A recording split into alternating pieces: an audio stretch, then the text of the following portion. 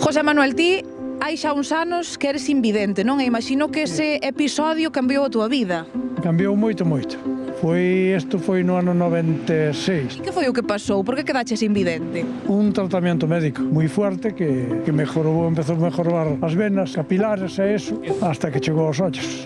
Moi jorobados, que non me daba afeito a nada, non me daban sacado da casa. Digamos que te encerraches, non? En ti mesmo, na túa casa. E cal foi o punto de inflexión que che fixo outra vez sair e volver te relacionar co entorno? O primeiro perro guía que tuve. Axudoute moito, non? Muchísimo, é máis, poden aprender unhas 500 frases. Vamos a 11 e a 11, o Corte Inglés, sin problema ningún. Oi, vamos ao París. Ela sabía onde estaba o París e trouxonos hasta aquí. Este é o bar onde ti ves con ela sempre, non?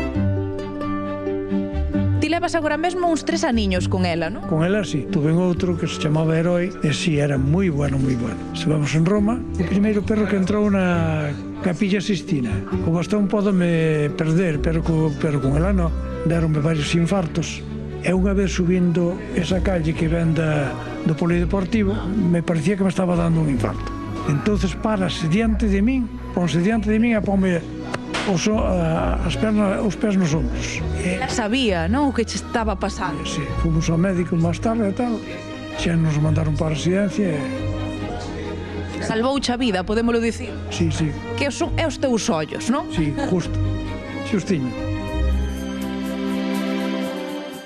Contame algún caso no que estes cans te teñan librado pois de levar un golpe, de ter un accidente. Pois nunha ocasión unha alcantarilla aberta, sin tapa e sin señal ninguna, e pasamos continuamente por aí, e nesa ocasión estaba aberta a alcantarilla e sin ninguna señalización. Bueno, pois el desvioume. Noutra ocasión, nun andamio, había un momento que deu a volta que non quería seguir. Resulta que había unha barra atravesada que me daba casi a altura do pescozo.